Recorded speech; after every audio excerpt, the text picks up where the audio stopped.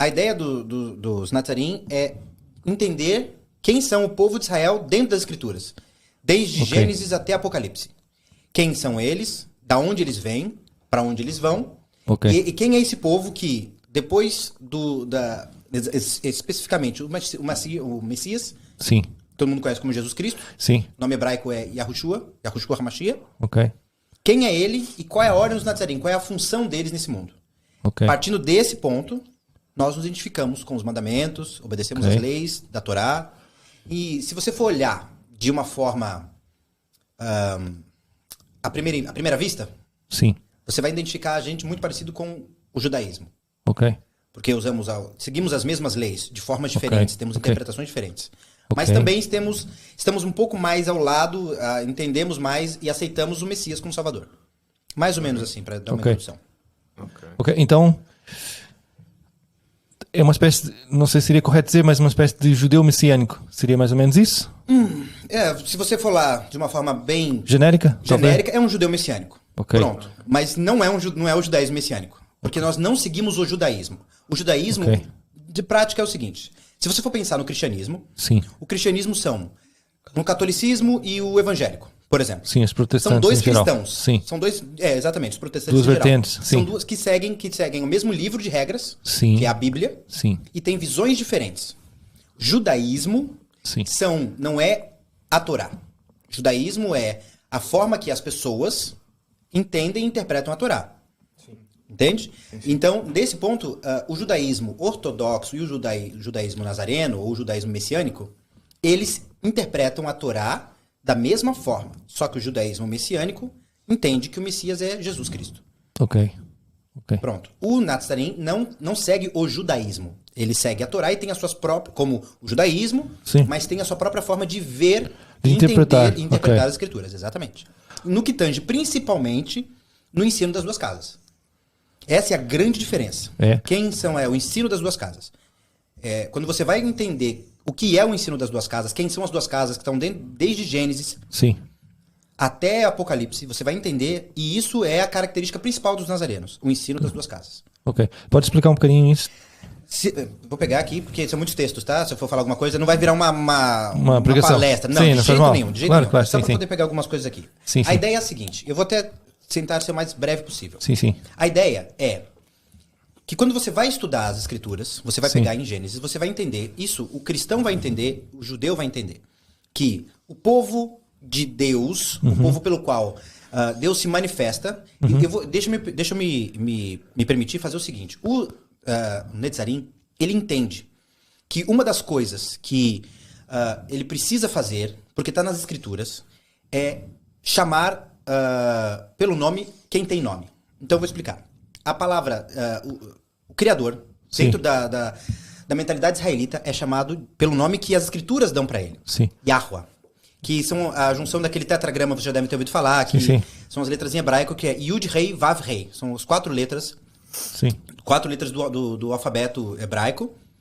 E elas são impronunciáveis. Essa ideia de ser impronunciável é uma doutrina antiga, que vem do judaísmo, que chama Shem HaMeforash, onde você não pode, é pecado, falar o nome de Deus. Daí vem aquela ideia de é pecado, não pronunciar o nome de Deus em vão. Não pronunciar o nome de Deus em vão, exatamente. Então você não pronuncia. Só que quando você vai estudar nas Escrituras, existem diversas bênçãos que estão atreladas a você pronunciar o nome dele. E quando você não pronuncia o nome dele, sem crítica direta a qualquer pessoa, porque eu também aprendi que não deveria se pronunciar, jurar por Deus é pecado, ou quando você jura por Deus, confia, sabe? Você não pode. Pelo contrário, o que você não pode é falar em falsidade. Mas você falar o nome dele, você tem que chamar o nome dele. E aí, você, por seguir uma doutrina que, de acordo com o que nós entendemos, não é verdadeira, ela leva a diversos outros erros. Porque o nome, se eu não me engano, no livro de 2 Crônicas, capítulo 14, diz assim: se o povo que se chama pelo meu nome se arrepender, se humilhar, orar, eu virei, sararei sua terra e curarei suas feridas. As Escrituras estão dizendo claramente: se o povo que chama pelo meu nome, que nome? Deus? Então eu estou chamando quem? O Thor? Porque o Thor também é o deus do trovão. O Odin é o deus do trovão também na mitologia grega. Quem é? O nome dele é Yahuwah. E o nome dele está em vários trechos das Escrituras quando você vai pegar no hebraico. Mas quando esse texto foi sendo traduzido, e também pela tradição oral, esse nome é suprimido. Com a desculpa de que é muito santo, muito sagrado para ser pronunciado por pecadores. Mas você tirando isso, você perde diversas formas de entender algumas coisas. Pronto. Agora voltando às 2 casas. A ideia é que, quando Yahweh, e eu vou pronunciar Yahweh aqui várias vezes, entendo que eu estou falando de Deus, se você esquecer alguma coisa. Claro. Quando Yahweh se manifesta para Abraão, vocês devem conhecer a história. Abraão era um homem casado, que não tinha filhos porque a esposa era estéril. E ele era um gentil, um pagão. Ele não era do povo de Deus, não existia isso. Não existia nenhum povo. E ele se manifesta e faz uma promessa maluca, improvável, que era, qual é a promessa? Você é velho, tem uma mulher velha e estéril, mas de você eu vou fazer um grande povo. Ele crê, sendo ele um pagão. Existem algumas fontes que mostram que ele era filho de um artesão de ídolos. Ou seja, o pai dele, chama Terã, desculpa. Ele era um artesão que fazia estátuas de deuses e vendia. E ele provavelmente, não fala que ele fazia, mas provavelmente, quando na infância, em algum momento, ele trabalhou com isso. Então, teoricamente, ele era um pagão idólatra. E mesmo assim, a palavra diz que por ele ter aceitado a promessa e crido, ele foi justificado. E a promessa que foi passada para ele, foi passada para toda a geração dele. Qual era a promessa que existia para ele? Em Gênesis você vê que a promessa que Yahweh faz a Abraão é: através da sua semente, eu vou... me fugiu a palavra? Eu vou fazer filhos tão grandes como o pó da terra. O que é o pó da terra? O pó da terra, você pensa assim, pó da terra é como a areia da terra. Muitas pessoas interpretam que pó da terra é a areia do mar. A areia do mar não é pó da terra. Terra é terra, areia vem da pedra. E por mais que a areia seja pequenininha, se eu pegar a terra e começar a olhar para você, você consegue ver um grãozinho. Você consegue contar. Sim. Mas a promessa é: eu vou fazer a sua descendência tão grande quanto o pó da terra. De forma que, se tiver um homem que conseguir contar o pó da terra, esse é o homem que vai conseguir contar qual é a quantidade de filhos que eu vou dar para você. Então esquece a quantidade de filhos importante. A bênção principal nessa parte é que você consegue pegar o pó da terra. Eu faço um exemplo bem interessante. Se você pegar um punhado de farinha de trigo refinada, sim, um punhadinho pequenininho, ali tem pouca farinha. Mas se eu pedir para você separar 1 grão daquele punhado de farinha, você consegue? Não dá. É tão misturada, tão pequenininha, que é impossível contar. Então, Abraão recebe uma promessa que ele ia dar tantos filhos que Yahweh ia dar tantos filhos para ele que seriam impossíveis de contar. Sim. E aí ele crê, vem... ele teve 2 filhos, o primeiro com Agar, não era esse o filho da promessa... Tem toda uma situação atrás disso. Ismael, né? Ismael, exatamente. Sim. Mas aí vem Isaac, ou Isaac, como todo mundo conhece. Sim. E esse é o filho da promessa. Só que a promessa não se cumpre em Isaac, nem em Abraão. A promessa vem e vai através de Abraão. E também não se cumpre em Isaac. Isaac tem 2 filhos. O primeiro é Esav, chamado Esaú, e o segundo é Yaakov, que conhece como Jacó. Sim.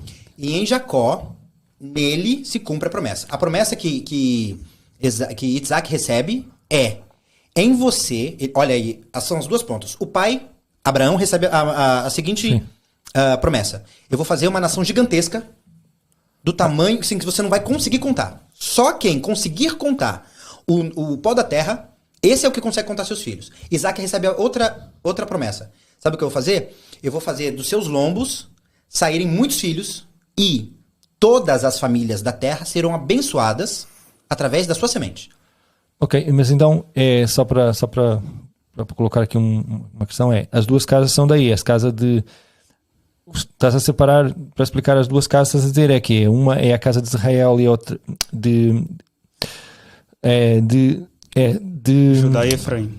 Judá e Efraim, mas está relacionado aos filhos de Abraão, é isso? Ou não? Não exatamente. É o filho de Abraão. Eu estou aplicando o contexto, eu não quero me delongar muito, mas não é os filhos de Abraão. Tem o filho de Isaac, que é filho de Abraão. Sim. Tem Jacó, que é filho de Isaac. E em Jacó se cumpre a promessa. Ok, e aí que vai separar as 2 casas? E é daí que vem dos 12 filhos de Jacó, porque não foi nem Abraão e nem Isaac. Porque a promessa diz que existia um filho que era a promessa. Uhum. E da multiplicação. Então Abraão teve um filho, teve mais filhos depois, mas não eram todos os filhos de Abraão que estavam sobre a promessa. Sim. Teve Isaac, que era um filho que carregava a promessa. Depois Isaac teve 2 filhos, pode ter tido mais filhos depois, mas não eram todos os filhos, era sobre Jacó. Agora em Jacó, todos os filhos que ele teve estavam sobre essa promessa de multiplicação. Que é de onde vem as tribos de Judá. As 12 tribos de Israel. De Israel, não Judá. Judá era uma das tribos. Okay. Ele teve 12 filhos. Um dos filhos era Judá. Essas tribos cresceram muito. Ele teve 12 filhos com as 4 esposas dele. Uma dessas esposas era Raquel. E Raquel teve um filho chamado José. Em hebraico é Yahusef. Vocês conhecem bem a história. Os irmãos sentiram inveja dele e o venderam como escravo. Ele foi vendido ao Egito e ficou lá mais de 20 anos como escravo. E nesse inteirinho ele cresceu e se tornou governador do Egito. E essa traição, essa maldade que os irmãos fizeram com ele, permitiu que anos depois, ele como governante da nação mais poderosa e próspera que tinha naquela época, pudesse salvar o pai e toda a descendência do pai. Porque se ele não estivesse lá, os irmãos não teriam sobrevivido. Porque tinha seca no mundo todo. Sim. Pronto. Quando eles foram para o Egito, eles ficaram lá, cresceram, se multiplicaram. E o que o relato das escrituras contam é que com o crescimento e a prosperidade do povo de Israel lá, foi grande que os egípcios ficaram com medo e acabaram por escravizar o povo de Israel. Um parênteses aqui, rapidinho. Eu falo povo de Israel. Da onde surge o nome Israel? Israel é Jacó, que em um episódio, antes de ele reencontrar o filho, é relatado que ele tem uma luta com um anjo, com um mensageiro de Yahweh. E ele prevalece. Não porque ele é forte, porque ele prevalece. Ele não desiste, ele quer ser abençoado. A história, resumidamente, ele tinha feito alguns erros na vida dele, ele estava fugindo, ele tinha enganado o próprio pai. E ele fugiu a vida inteira por causa disso. Ele não viu a mãe morrer, não esteve do lado da mãe, nunca mais viu a mãe, ele era muito apegado à mãe por causa disso, entre outras coisas. E ele sempre teve muito peso por isso. E isso é um dos motivos, tá? Eu estou resumindo bastante aqui. E em determinada noite, ele tem uma visão onde ele vê uma escadaria que levava do chão até o trono do Altíssimo, de Yahweh, e lá ele vê um malach, um mensageiro, um anjo. E esse anjo pergunta quem é ele, e esse anjo fala que tem que ir embora, e ele fala, você não sai daqui enquanto você não me abençoar, porque eu tô muito pesado, você não sai daqui. E as escrituras dizem que eles lutaram durante a noite toda. E que a determinação de Jacó era tanta que ele prevaleceu. Não porque ele ganhou no muque. E ao final desse episódio, ele dá a bênção para Jacó e fala, você não vai mais chamar Jacó, mas Israel, porquanto lutou e prevaleceu. Israel, que é o acrônimo, o acróstico, é um nome Sim. que é um acróstico. Acróstico, acho que fala, né? Acróstico, que junta as palavras. É como... É justamente Ish, que é homem, Ra, que é como se luta, e El, que é poderoso, que é um nome... que é o equivalente a falar Deus em hebraico. Então acho é aquele que lutou com Deus. Acho que é acrônimo, né? Que fala. É acrônimo, né? Que você vai juntando frases para formar uma palavra. Exatamente. Então, Israel significa isso. Aquele que prevaleceu com Deus, ou que prevalece com a ajuda dele, alguma coisa assim. E daí que vem. E dentro das escrituras, e aí agora estamos entrando mais nas duas casas. Vocês querem me interromper? Tá? Eu não. Sim. E dentro das escrituras você vai encontrar um ponto muito importante, porque você vai encontrar 3 Israels dentro das escrituras. 3. Isso é fácil, isso não é doutrina, isso é só você ler mesmo para entender. Qualquer pessoa vai entender. Existem 3 Israels que você vai ver nas escrituras. Você vai encontrar Israel, que é Jacó, que é aquele homem, um indivíduo, que mudou, que teve o seu nome alterado pelo próprio Criador. Você vai encontrar também o povo de Israel. Muito tempo depois, esse povo saiu do Egito, como eu falei, depois Moisés veio e libertou o povo. Eles saíram como um povo nômade no deserto e saíram conquistando toda aquela parte do Oriente Médio. E formaram um grande povo. Veio o rei Davi, muitos anos depois, unificou, quer dizer, ele já era um povo unificado, mas unificou e fez o povo deixar de ser uma tribo nômade para virar um estado. Um lugar que tinha rei, templo, castelo, essas coisas todas, né? E ali nasce o reino de Israel, o reino unificado, as 12 tribos de Israel como um reino. Só que o reinado de Davi durou o tempo que tinha que durar, mas o reino de Israel unificado não durou muito, porque veio o reino de Salomão, filho de Davi, que fez o reinado chegar no seu ápice de glória, de expansão, de dinheiro, de riqueza e tal, mas em seguida ele também, de acordo com as escrituras, ele se entregou ao paganismo, começou a trazer coisas erradas para dentro do povo, e Yahweh, no livro de... Eu tenho aqui anotado, eu queria falar aqui, mas deixa eu ver se eu lembro aqui, no livro de 1 Reis, capítulo 11, deixa claramente, diz para ele assim que os erros de Salomão não seriam perdoados e o reino da mão dele seria rasgado. Entendam rasgar porque literalmente rasgar. Seria desmembrado. E ele fala que ele daria o reino para o servo de Salomão. E aí começam as duas casas. Porque você vai ver que por amor a Davi, porque Davi foi um servo fiel até o fim, ele deixa claro isso no capítulo de 2 Reis, capítulo 11. Deixa claro, por amor ao teu pai, eu não vou tirar o reino totalmente das tuas mãos. Eu vou deixar uma tribo com você. Uma. Ele acaba deixando duas, acabam ficando 2 tribos do lado dele. E o resto eu vou te separar e vou dar ao seu servo. E o que foi que aconteceu? Salomão morre com as 12 tribos na mão, só que o filho dele, quando assume o trono, Salomão tinha se envolvido com muito paganismo e tinha se tornado um rei um pouco tirano, cobrando muito imposto. Isso faz lembrar alguma coisa pra vocês? Cobrando muito imposto, colocando muito Estado em cima do povo e o povo estava insatisfeito. E quando o filho do rei entrou, o povo foi até ele questionar. Pega mais leve aí com a gente. Os sábios antigos do rei Salomão indicaram para ele: tira imposto da cabeça do povo. Tira o imposto da cabeça do povo. O povo você precisa aumentar sua popularidade.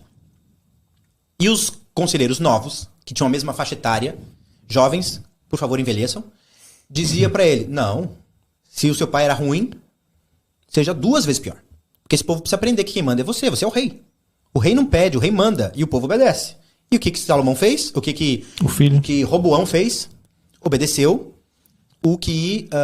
esses conselhos... Exatamente. Não. Isso causou uma guerra civil intensa dentro do povo de Israel. Então, nós estamos falando do segundo Israel. Lembrando, Israel, o homem, e agora estamos falando do povo reinado. Sim. O povo reinado. E isso literalmente desmembrou, cumprindo a profecia da maldição que Yahweh tinha colocado sobre Salomão. E rasgou o reinado da mão de Salomão. É importante dizer que a mentalidade israelita, quando a gente fala assim, eu vou tirar o reinado da sua mão, não necessariamente é da minha mão. Porque se eu sou um rei, passa pro meu filho e passa pro meu neto, eu já morri. Mas eu ainda digo que tá na minha mão. Mas é da sua descendência. Da minha descendência, exatamente. E tirou da mão dele. Então, ficaram 2 tribos com a casa de Davi, que foi a própria Judá, que é o povo dele, e o povo de Benjamim, e as outras 10 tribos ficaram no Reino do Norte. O Reino do Sul passou a se chamar Judá. Então todos que nasciam em Judá eram judeus. Ponto. Okay. E a capital desse reino era Jerusalém. Em hebraico, Yerushalayim. E as outras 10 tribos que literalmente se afastaram, não chegaram a se locomover, mas o terreno, geograficamente, o coisa se partiu, né? Sim. Foram pro Reino do Norte e viraram um reino chamado Israel. Então aí nós conhecemos o terceiro Israel. Mais uma vez, o Israel homem, Jacó, que mudou de nome, o reino Israel, que é das 12 tribos, e o povo de Israel, que nós chamamos da casa de Israel. A casa. Esse é o segundo povo. Então, esses 2 povos tinham inimizade entre si. Muita, mas muita inimizade entre si, cuja capital era Samaria. Já deve ter ouvido a história do bom samaritano, ou da mulher samaritana no poço, quando Jesus está lá e oferece água para ela. As pessoas falam, ela até fala assim, um judeu falando comigo, porque Samaria, o Reino do Norte, sempre, desde a sua fundação, era um reino paganizado. O rei Jeroboão e os demais reis nunca foram afeitos a obedecer. E esqueceram da Torá durante muito tempo, desobedeceram. E quando eu falo Torá, eu falo Bíblia, mandamentos. Se rebelavam. Eram adeptos à idolatria. Eram mesmo, abertamente. E rejeitavam. Eram eles, e mandavam matar os profetas que Yahweh mandava. Quando você vai ler nos livros aqui de reis, crônicas, juízes não, que ainda era unido, mas quando você vai em Oséias, principalmente, você vê o povo sendo... os profetas sendo mortos, porque estavam incomodando o estilo de vida que aquele povo levava. E como diz nas escrituras, né, tem um atalaia que fica avisando, vai vir julgamento. E o povo não queria, mandava matar mesmo. E aí no livro de Oséias existe a profecia contra o povo de Israel. Israel, reino do norte. tá? Eu falo da casa de Israel. Então, mais uma vez, desculpa sem querer ser chato. A pessoa, o reino e a casa. Sim. Israel pessoa, Israel reino e Israel casa. A casa é o reino do norte, as 10 tribos. O que é um pouco vai pra frente, vai pra trás. Sim. O que era a cola que selava o povo de Israel? A cola que selava o povo de Israel era a Torá, que foi dada lá no Monte Sinai por Moisés. Se você vai no capítulo 6, não, acho que 9, 13, acho que é 13, 14 de Shemot, que é livro de Êxodos. Você vai no livro de Shemot, você vai ver o episódio onde finalmente Yahweh se manifesta presencialmente ao povo.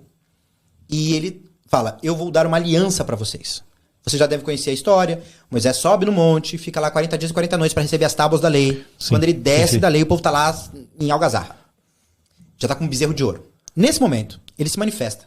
Ele quebra as tábuas, volta, fica mais 40 dias, recebe outras leis, e o povo se arrepende, fala, tudo que você quiser, tudo que você disser, nós vamos obedecer. Eu e a minha descendência. E Yahweh fala assim, então tá bom. Vocês estão assumindo um pacto, vocês, mas não só vocês, os seus filhos, e os filhos dos seus filhos, e os filhos que virão depois de você, Leolam Vaed. Leolam Vaed, tradução em português de forma direta, é sempre, para sempre. Então quando eu falo Leolam Vaed, é você e seus filhos e para sempre. Mas para sempre, no hebraico, Leolam Vaed é Leolam Vaed mesmo, não volta atrás, acabou. Não tem como, não interrompe. A não ser que o próprio Criador, Yahweh, cancele. Ele é o único que pode quebrar isso. Leolam Vaed é Leolam Vaed. E o povo de Israel ficou submetido, as 12 tribos, submetida a essa lei para sempre. O povo do norte, voltando agora, pulando no tempo novamente, o reino do sul, era o reino de Judá. Quem nascia em Israel, em Judá, era judeu, e é até hoje. E quem nascia no reino do sul, do reino do norte, era israelita. De Samaria, samaritano, que morava em Samaria, no caso. Pronto.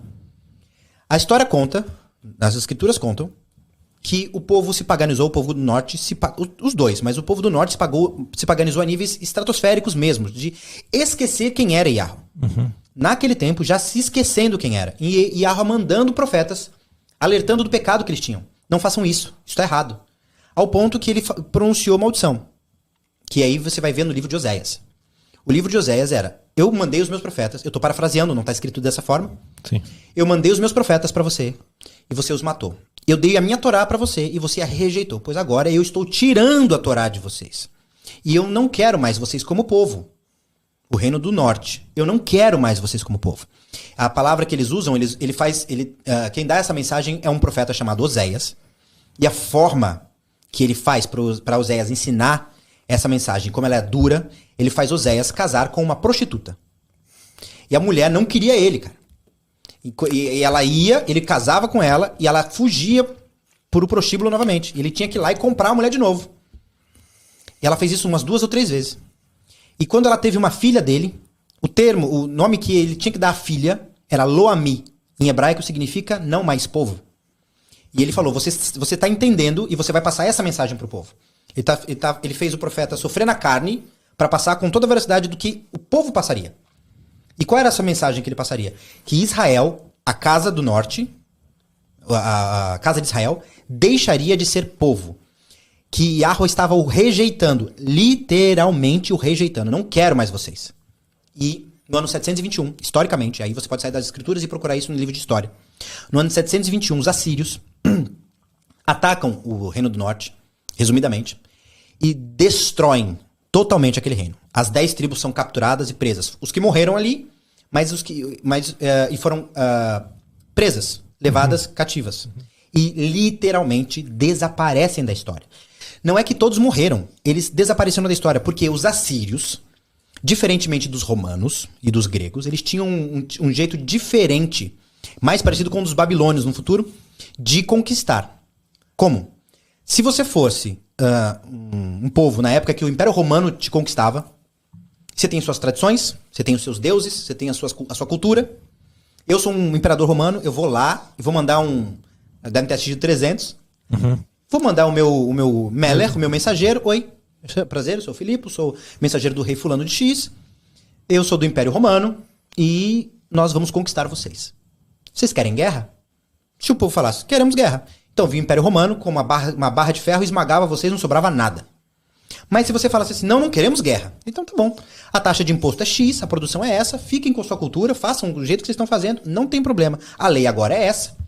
Tem leis, coisas que você fazia que não pode fazer porque é a lei romana, mas dependendo se vocês conversarem, talvez a gente até deixe vocês fazerem. Acabou, não tem problema. Tá vendo aquele templo lá onde você tem o seu Deus? Não tem problema, pode continuar cultuando ele, mas eu vou colocar o meu Deus ali também. Pronto, vamos misturar. Vai vir um romano morar aqui, não tem problema, fique em paz. Obedecendo, tá tranquilo. É assim que os romanos faziam, né? Resumidamente. Como os assírios faziam. Não tem essa. Vou matar você se você resistir, e se você não resistir, talvez, se você tiver alguma qualidade, eu vou levar você como propriedade. Ah, cara, mas você é um bom... Lá na Síria, eu preciso de alguém que saiba fazer podcast, que sabe fazer um show de comédia. Beleza, mas esquece teu nome, eu vou te dar um nome novo. Ah, você é cristão? Você é budista? Esquece, a religião lá na Síria é o Assírio God. É a ele que você vai orar. Esquece. E em 2 gerações, 1 geração, acabou a sua cultura. Porque ele vai te manter, ele vai até te fazer promover, ele vai até te fazer prosperar. Mas você tem que esquecer. A questão dele é que a soberania da cultura sobre outra. Essa era a diferença. E o povo de Israel, o povo do norte, foi dominado pelos assírios. E era assim que eles faziam. Além de serem, historicamente, grandes comerciantes da época. Muito, muito bons comerciantes. E eles foram vendidos como escravos para diversos povos e foram espalhados pelo mundo todo. Isso é histórico. Isso não é doutrinário. Isso é histórico. Mas o povo, como um só, deixou de existir completamente. Pronto. Isso que eu contei agora é só para mostrar as 2 casas de Israel. Só que quando você vai, só para você entender, voltando agora lá em Gênesis que a gente estava comentando, eu falei que Abraão recebeu uma promessa, que Isaac recebeu uma promessa e Jacó recebeu uma promessa? Não, Jacó recebeu 2 promessas. Como Yaakov, ele recebeu uma promessa, dizendo que dele viriam um reino que na verdade era uma congregação de nações. Presta atenção, parece que eu estou fazendo proselitismo aqui, que eu estou pregando, mas... Eu sou vamos dizer assim, eu sou um convertido fanático. Fanático não é fanático, cara. Eu tô pedindo pra ter problema, né? Sou extremista. Não, extremista. Não, eu quero pegar um dinamite. Não é isso, não é brincadeira. Mas eu sou muito empolgado com isso pra mim. Porque isso foi uma coisa que eu descobri. Depois eu até falo um pouquinu como foi que eu descobri isso. E que você vai falar também aqui, porque você que é o convidado, eu só vim aqui de gaiato. Não, somos 2. Mas... Eu tava na minha vida, vivendo a minha vida. Eu venho de uma igreja cristã também. Sim. Eu vivi a minha vida e quando eu descobri isso, foi uma coisa que eu não pude deixar, tipo assim, eu não pude conter. Eu fico realmente empolgado. O que eu tava dizendo é: Abraão recebe uma promessa, Isaac recebe uma promessa e Jacó recebe 2. Uma quando chamava Jacó e a outra quando chamava Israel. Quando chamava Israel. E ele diz assim, ó, a primeira, quando ele era Jacó, era: eu vou fazer de você vai sair de você uma congregação de nações. O pai fala que não pode contar o número de pessoas, o outro fala que o que vai sair dele vai abençoar todo mundo, e ele primeiramente recebe, Jacó, que dele vai nascer uma congregação de nações. Então vamos pensar, congregação de nações é a reunião de várias nações. Nações Unidas? Ah, não é disso que eu tô falando, mas é mais ou menos a ideia, é congregação de nações. E quando ele se torna Israel, ele recebe a promessa de que dele viriam Melohagoim, que é congregação de nações estrangeiras, nações que não são israelitas. Isso é texto, é hebraico, é só ler. Mas esse não é o entendimento de todo mundo. Esse já é um entendimento nazareno, israelita, que eu falo nazareno. Pronto. Ele recebe essa mensagem e quando você vai agora, pulando novamente lá para Oséias, que Yahweh dá toda essa maldição para ele, falando: vocês não vão ser meu povo. Eu não quero saber mais de vocês. Vocês vão me atorar. E tem um texto, eu não me lembro agora a referência, que ele diz assim, ó. Eu vou parafrasear, talvez eu fale alguma coisa que não é assim, mas livro de Oséias, vocês vejam isso no livro de Oséias e leiam esse livro. Ele fala assim: eu dei a minha palavra para vocês e vocês não queriam. Eu mandei os meus profetas e vocês os mataram. Pois bem, pois agora vocês não têm profeta e não têm lei. Pois agora eu vou colocar inimigos na cola de vocês. Isso falando pro reino do norte, Israel. E vocês vão fugir quando ninguém estiver te perseguindo. E quando você vai acordar de manhã e falar assim: que bom, que quem dera fosse noite. E quando for de noite, você vai falar assim: quem dera fosse dia. E você vai estar correndo do seu inimigo e ninguém vai estar te perseguindo. E quando finalmente você parar para descansar, é aí sim que eu vou colocar o perseguidor atrás de você. Isso era a maldição. E esse é um entendimento totalmente diferente. Porque você não vai ver uma igreja cristã, eu não sei os judeus, falando que Yahweh, o Criador Deus, amaldiçoa. E vai atrás de você, e vai acabar com você, e vai destruir você. E tá lá no livro. Eu vou destruir vocês. Vocês não vão ter paz. E agora vocês vão estar entregues às suas próprias paixões. E vocês vão ver o que as suas próprias paixões, os seus próprios desejos, para onde vão te levar. Vocês vão colher o fruto. Vocês não queriam não lei? Então agora vocês vão viver de acordo com a lei dos outros. E quando vocês não quiserem nem a lei dos outros, aí vocês vão ver o que é viver sem lei. Ponto. Só que no final do livro ele diz assim. Mas Efraim, no caso Israel, como é que eu poderia esquecer de você? Resumidamente, Efraim é um dos netos de Abraão, de Jacó. E ele que depois dos 12 filhos, recebe uma bênção especial. Ele era filho de José. José, do Egito, ficou no final da vida maior que o pai. Ele era rei governante do mundo todo, do mundo conhecido. Então ele não abençoa o filho. Ele não dá a bênção da primogenitura para o filho, ele passa para o neto. E Efraim é quem recebe essa bênção da primogenitura, que completa nele a bênção de Abraão, que é se multiplicar. E quando você vai ver a casa que comanda o reino de Israel, o reino do norte, eu não sei se está ficando confuso, mas só para você entender, quem comanda, quem é o rei que está lá, na casa do norte, que comanda as 10 tribos, é o reinado, é a casa de Efraim. Então você vai ver o reino de Israel, a casa de Israel, a casa do norte, também sendo chamada de Efraim. Então, se você for pesquisar na internet, por exemplo, a doutrina das duas casas, você vai ver assim, Efraim e Judá. Mas Efraim engloba as 10 tribos, porque é o reino que controla as 10 tribos. Assim como Judá engloba as duas tribos, que é Judá e Benjamim. Okay, então, só pra gente não se perder muito aí. Pronto, tem muita informação, né? Sim, mas eu acho que era importante também pra gente perceber mais ou menos a vossa visão da coisa, não é? Claro. É o meu pé, mano. Tá aí esticado. Então tem essas duas casas, né? Essas duas casas, há algum tipo de conflito entre elas? Vocês se identificam mais com uma delas ou se identificam como pertencendo a uma delas? Ou ao fim de tudo fazem parte do mesmo povo e todos seguem a Tora? Sim.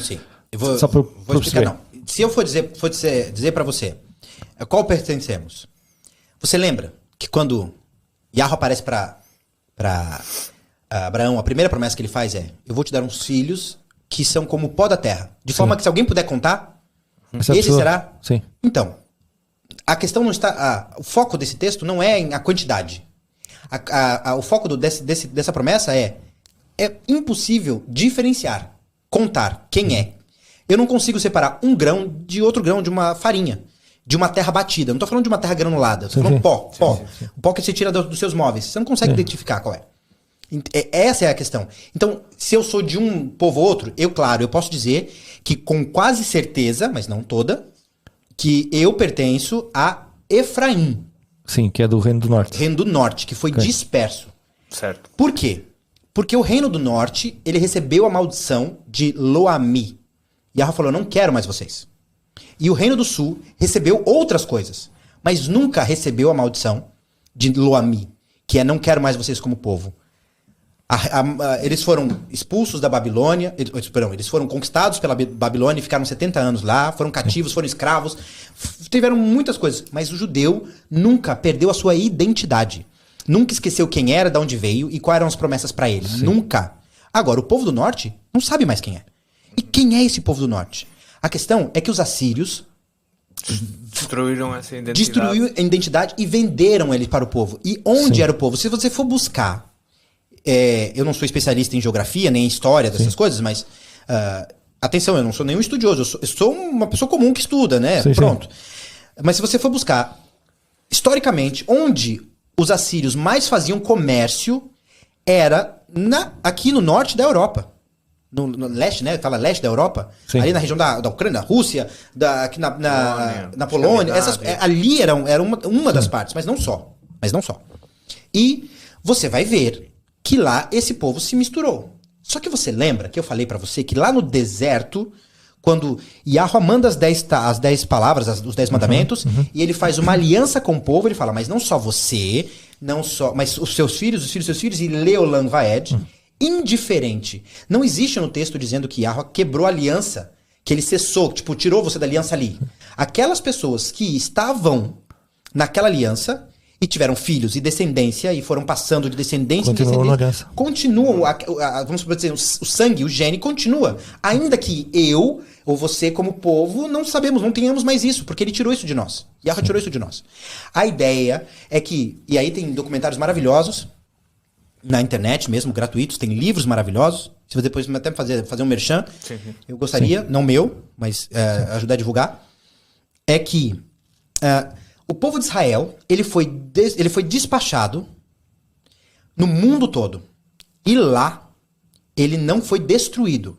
Eu ia falar isso e acabei esquecendo, mas no final do livro de Osés, depois que ele passa toda essa maldição, ele fala assim, mas Efraim, eu não vou me virar em total inimizade com você.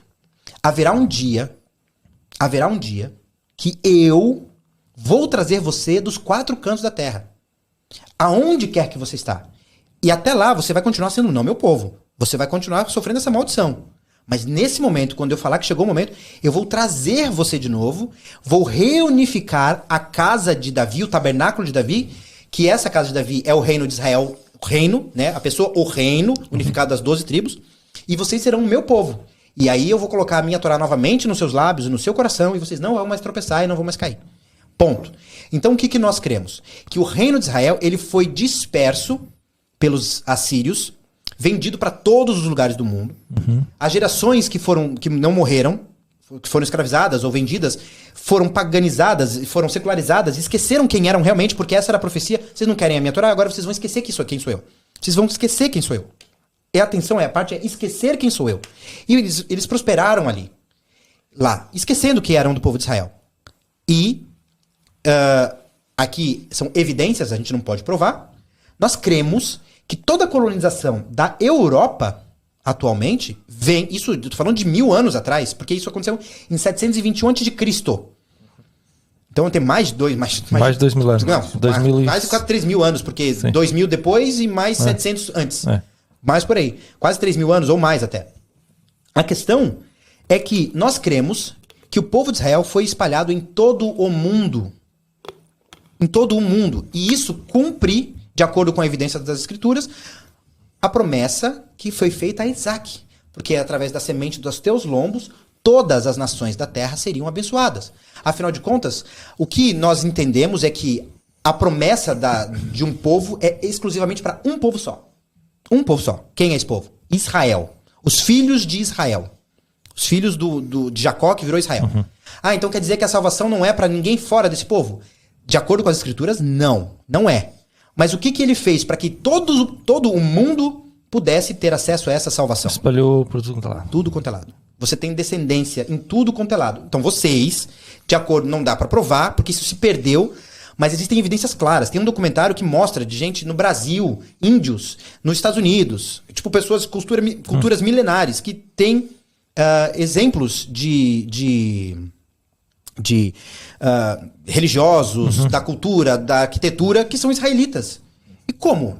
Como é que a Estrela de Davi tem no Japão? E você vai ver coisas lá antiguíssimas que tem a Estrela de Davi. Mais ou menos só para vocês entenderem. Sim. Enquanto o povo de Israel, o povo de Judá, nunca perdeu a sua identidade. E essa inimizade que existe entre esses dois que você perguntou, existe. Existe essa inimizade entre esses dois povos. Ainda hoje. Mas aí, uma